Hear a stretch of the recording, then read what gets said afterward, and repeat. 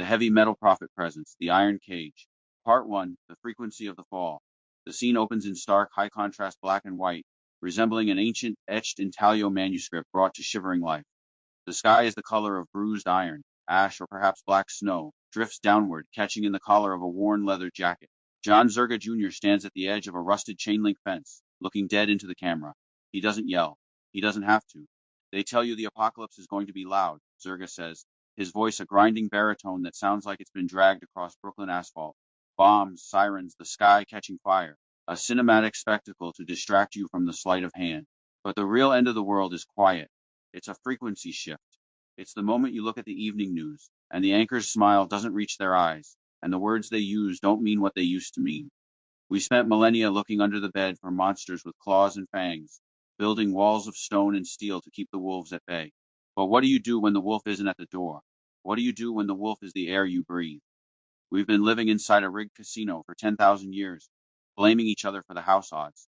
You think human nature is just fundamentally broken? No. You are a prisoner in a reality manufactured by an idiot god. Tonight, we don't look at the other inmates. Tonight, we look at the warden. The black and white static stutters, bleeding into muted, bruised colors. We are deep in the Appalachian canopy. The Blue Ridge Mountains roll outward, but the majesty of nature feels corrupted here. The trees do not sway in the autumn wind. They stand with the rigid, watchful posture of prison guards. It is late afternoon in a heavily fortified prepper camp. Solar panels angle toward a sickly sun. Corrugated steel walls form a perimeter around a massive subterranean concrete bunker. Outside the bunker, doing the mundane chores of survival, are the holdouts. They packed MREs, medical kits, and enough 5.56 ammunition to wage a small war. They prepared for the collapse of the dollar, for an EMP, for a biological plague. They did not prepare for the demiurge. Elias, a mechanic from Queens with exhaustion carved deep into his face, hunches over a ham radio on a folding table. He furiously turns the dial through oceans of static. Across the compound, Sarah, a former ICU nurse from a manicured New Jersey subdivision, meticulously catalogs water filters with the precision of someone who needs the ritual to stay sane. Sitting near the radio, watching the tree line with the stillness of a statue, is Marcus. He is the scholar of the group, a man who brought ancient, leather-bound texts instead of extra rations. Nothing but ghost numbers and dead air, Elias mutters, slamming a fist on the table. He rubs his temples. I keep trying to find a clear broadcast, but even when I catch a voice, the syntax is wrong. Marcus doesn't look away from the trees. Define wrong, Elias. It's like they're reading a script written by something that read a dictionary but never actually met a human being. Elias's voice trembles with suppressed, visceral dread. You think the city fell because the supply chain stopped? That's what the news said. That's what they wanted us to think. But I was there. It wasn't the empty grocery shelves that broke Brooklyn. It was the conversations. Sarah stops, sorting her filters, and walks over, wiping her hands on her cargo pants. What do you mean? Happened over a few weeks in July, Elias says, his eyes staring through the radio, seeing the concrete canyons of his past. People's arguments became hollow. I'd sit in a diner, and I'd hear a couple fighting 2 booths down, but there was no real emotion in it. Just raw, unadulterated rage completely detached from a source, like an invisible director was feeding them lines. The shadows in the alleys felt heavy. I saw a guy in a suit standing in front of a bodega window, screaming at his own reflection, begging it to stop putting thoughts in his head. The city didn't starve to death, Sarah. It committed psychic suicide. An entire borough just gave up, a localized frequency of utter despair. Sarah shivers, wrapping her arms around herself despite the heavy flannel she wears. It wasn't just the city. You think it was loud and violent there? It was worse where I was because it was completely silent. Marcus finally turns his gaze from the tree line to Sarah, the suburbs. The plastic rot, she whispers, her eyes welling with a profound grief for a life that was stolen before it even ended. I lived in a cul-de-sac, 2-story colonials, green lawns, a terrarium. But the air started to feel like thick water. You couldn't breathe right. My neighbors didn't riot. They just lost their internal spark. They became hollow, smiling automatons. I watched my husband stare at a blank television screen for 4 hours, crying silently. And when I asked him why, he said the static was showing him memories of things he hadn't done yet. Elias nods rapidly. Yes, the paranoia. The sudden, crushing weight in the room when you were completely alone. It wasn't just a feeling, Sarah insists, her voice rising. It was an assault. Families tore each other apart over arguments that literally appeared in their heads out of nowhere. We were being smothered by an apathy so aggressive it felt predatory. The geometry of the streets started to feel like it was looping. I drove around my neighborhood for 3 hours trying to find the highway, and every turn brought me back to my own driveway. The architecture itself was malicious. Sarah pauses, her breath catching. She looks down at the water filter in her hands, a simple mechanical object. Her daughter had asked her to explain how it worked for a science fair project. The memory hits her with physical force. Emma's face, bright and curious, holding the filter up to the kitchen light. Sarah's chest tightens. She can see Emma's smile so clearly it hurts. Then the smile freezes. In the memory, Emma's face becomes a blank porcelain mask. The eyes are painted on. The mouth doesn't move when it speaks. Sarah drops the filter. It clatters on the concrete. Sarah? Elias asks. She shakes her head violently, pressing her palms against her temples. It's rewriting my past. I can feel it. The memories are infected. A new voice cuts through the heavy air. My grandmother used to talk about this. They turn. It is Ruth, a heavy-set woman in her 60s who had been silently sharpening a machete on a whetstone near the fire pit. She has the weathered skin and tired eyes of a woman who worked a Kansas wheat farm for 40 years. Her family came from the old country 3 generations back, and her voice carries the flat, honest cadence of the Midwest. She called them the thin ones, Ruth says, setting the machete down. Said they came out when the harvest was bad and the men were drinking too much. She said the thin ones didn't have faces, just suggestions of faces. They'd stand at the edge of the cornfield at dusk, and if you looked at them too long, you'd start to forget the names of your own children. My grandmother lost a brother that way. He walked into the corn in 1934 during the Dust Bowl, and when they found him 3 days later, he couldn't remember his own mother. He couldn't remember how to speak. He just kept drawing the same symbol in the dirt over and over, a circle with a line through it. Marcus stiffens. A circle with a line through it. I have the drawing in my journal, Ruth says. My grandmother kept it, passed it down, said if I ever saw that symbol again, I should run. And did you? Elias asks. See it again? Ruth nods slowly. The week before I left the farm, scratched into the side of my grain silo. No one knew who did it. The cattle wouldn't go near that silo anymore. They'd walk a full half-mile around it. One morning I woke up and found my foreman standing in front of it, naked at 3 a.m, reciting the Lord's Prayer backwards in a voice that wasn't his. When I called out to him, he turned, and his jaw hung open too wide, like it had come unhinged. He said, "The ground remembers what the sky forgot." Then he walked into the silo and never came out. We searched for 3 days. Found his clothes folded neatly in the corner. No body. No footprints leading out. Just the symbol carved into the floor and what the sheriff said was human teeth. 32 of them, arranged in a perfect circle. A heavy silence settles over the group. The wind picks up, carrying with it a sound that might be distant laughter or might be crows. My cousin was a longshoreman, Elias says quietly. Worked the port of Newark. He told me about something he saw on the container ships coming in from international waters. Said the crews would come back. Different. One ship, the Stella Maris, docked in November. Crew of 22 men left Rotterdam. Crew of 22 men arrived in Newark. But my cousin swore on his mother's grave that the men who got off that boat were not the same men who got on it. They had the same faces, same papers, same tattoos, but they moved wrong. They breathed at the wrong intervals. One of them, a Greek guy my cousin had known for 15 years, looked at him at the dock and said, "I have always wanted to meet you for the first time." And then he smiled, and his smile had too many teeth. Sarah shudders. What happened to them?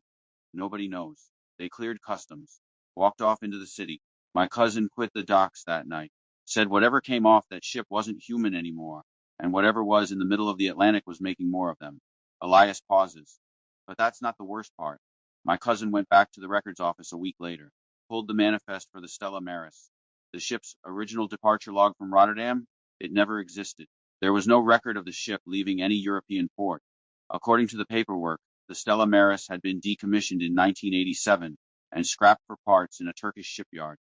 But there it was, floating in Newark Harbor, with 22 men who had the memories of men who should have been dead for 30 years. Marcus closes his eyes. The Book of Enoch describes the Watchers descending onto the waters. The Nag Hammadi speaks of archons that rule the lower spheres, and the oceans were always considered the domain of the lower archons, the deep places, where the light of the true God cannot reach. The ancient Gnostics believed the sea was the great mirror of the material prison, reflecting the false heavens while hiding the gates of the archons beneath the waves. David, the youngest of the group, a former IT technician from Chicago, has been listening in silence. He finally speaks, his voice barely above a whisper. I had a roommate in college who worked the overnight shift at a hospital, psych ward. He told me about a patient they brought in from the south side. Guy had killed his entire family with a claw hammer. Wife, 3 kids, mother-in-law. No motive. No history of violence. Church-going man, coached Little League. When the cops arrested him, he was sitting in his living room covered in blood, calmly eating a bowl of cereal. When they asked him why he did it, he said, I was asked to. They asked him who asked him. He said, the thing that lives in the space between my thoughts. It's been there my whole life. Today it got hungry. Jesus, Elias breathes. They put him on every antipsychotic in the book, David continues. Nothing worked, because he wasn't psychotic. His vitals were perfect. His cognition was intact. He could do complex math. He could quote scripture. He just wasn't the one driving anymore. My roommate said you could see it in the eyes. There was someone looking out, but it wasn't the man who went in. The man who went in was gone. Something else was wearing him like a coat. David swallows hard. And here's the thing that broke my roommate. 3 months later, another guy came in. Completely different demographic. White, wealthy, from the North Shore. Stockbroker. Killed his business partner with a letter opener in the middle of a restaurant. Same words. I was asked to. The thing in the space between my thoughts got hungry. Verbatim. My roommate pulled the records. Found 17 cases across the Chicago metro area in the previous decade. All different men. All different backgrounds. All saying the same words. Like they were reading from the same script. Ruth crosses herself. It is an old gesture, instinctive, inherited. There was a woman in Iowa back in '98, Ruth says, made the local papers. A school teacher. Sweet woman, everyone loved her. She started seeing lights over a cornfield near her house. Said they were aliens. Said they were talking to her, telling her secrets about the universe. The government came. Air Force investigators. Said it was swamp gas. Weather balloons. The usual lies. But my cousin was a dispatcher in that county. She told me the real story. The lights weren't aliens. The lights didn't even exist on radar. But whatever the school teacher was talking to, it was real enough. Because one night, she went out to meet the lights, and she came back. Wrong. She started teaching her second grade class things that weren't in the curriculum. Things about geometry that didn't match any textbook. Things about history that didn't match any record. Her students started having nightmares. Identical nightmares. All of them dreaming about a room with no corners, full of people they'd never met who all had the same face. Parents pulled their kids out of the school. The teacher was fired. She walked into the cornfield one night in October, and the lights took her. They never found a body, never found anything, except every child in her class started sleepwalking on the same night, and they all walked to the edge of that cornfield, and they all stood there at 3 in the morning, facing east, perfectly silent, for an hour. Then they walked home and couldn't remember any of it. Aliens, demons, psychopaths, the thin ones, the lights in the cornfield. Marcus says, his voice tight with a controlled intensity. They're all the same story, don't you see? Different masks on the same face. For thousands of years, every culture has tried to name this thing. The Greeks called them daimons. The Jews called them Shedem. The Norse called them Draugr. The indigenous peoples of this continent had 100 names for the spirits that walk the tree line. But we, in our modern arrogance, in our Enlightenment conceit, we decided the ancients were superstitious fools. We replaced their categories with mental illness and mass hysteria and unexplained phenomena. We sanitized the horror into statistics. And while we were patting ourselves on the back for our rationality, the entities kept feeding, quietly, patiently, generation after generation. The demiurge, Ruth says, testing the word in her mouth. The blind architect, Marcus says. The idiot god who built this prison and doesn't know it's a prison, because it cannot conceive of anything beyond itself. And what's feeding on us right now, what's been feeding on us for generations, are its servants. They don't need to possess you. They don't need to kill you. They just need you afraid. They need you hopeless. They need you to look at the news and believe that the rot is human nature, that the collapse is just economics, that the war is just politics. Because every ounce of despair you feel, every moment of rage, of hopelessness, of psychic suicide is fuel. We are the batteries. This whole reality is a harvest.